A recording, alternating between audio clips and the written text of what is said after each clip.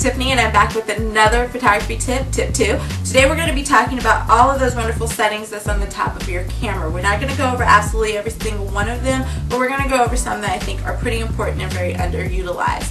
The biggest tip that I can give you is to utilize your manual. This is like the bread and butter of your camera, and I'm going to say this repeatedly in different tips. You definitely want to make sure that you're using that. If you can notice in the back of mine, all of those settings are listed out as what they are. So I don't really have to so much like look that up or anything. It's just right here.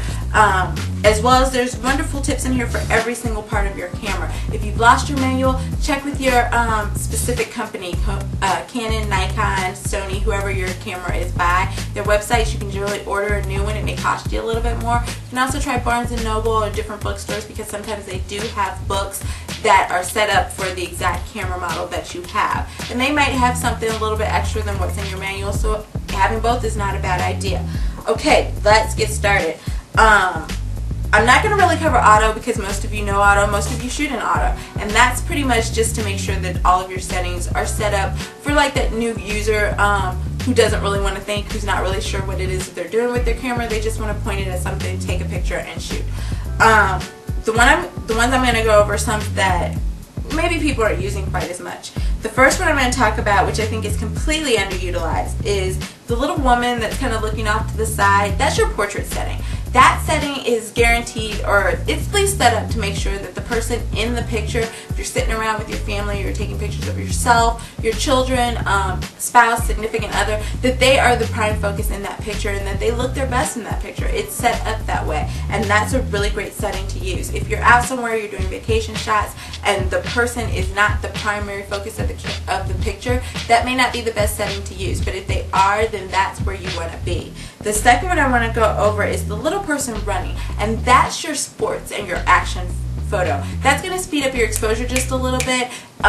So if you've got children in Little League or whatnot, this is the best setting that you can put your camera on, and it's not something that a lot of people use, but it helps to get a little bit clearer of a shot when you've got some action going on or when you need something that's a little bit faster moving. The next one I want to go over is, it's like a little person with a star. It's your nighttime photography. If you're out somewhere, hay rides are coming, as well as Halloween shots, different things like that, where you're out at night. That's going to temper your flash just a little bit, and it's going to make sure that that picture is a little bit softer and not as stark or contrast as you may get with that auto setting. But try both and make sure that you're getting the best picture that you want. The last one I'm going to go over is your macro, and that's like a little flower. Mine's on the back here, some of yours is up here. That's if you want to get into a lot of nature photography or something where you're going to be really up close and personal on your subject.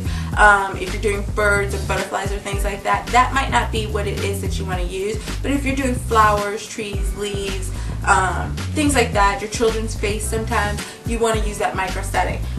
Also, two biggest tips I can give you about the micro: if you've got this little lightning bolt, that's your flash setting, you want to make sure that you turn that off because that flash is going to be really bright up on your subject. If that's a picture, if that's the look you're going for, leave it on. But try it both ways, make sure you get the better picture. You also want to be very still once you have that flash off, as well as make sure that your focus is zoomed out. You don't want to be zoomed in because that's going to blur your picture just a little bit.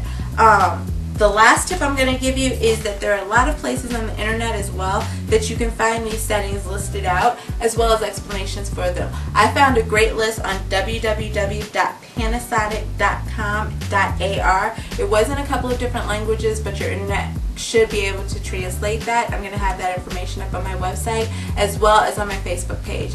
I'm also going to be starting kind of a photo album that'll have some of the pictures that go along with the tips that I'm giving out this week, or throughout the rest of the weeks. And that's about it for this week. Next week we're going to talk, in the 2 weeks, we're going to talk about how to pick a new camera, because I know with Christmas coming up and different things like that, then a lot of people are going to be looking for cameras as gifts or for themselves. Okay, I will see you then. Bye.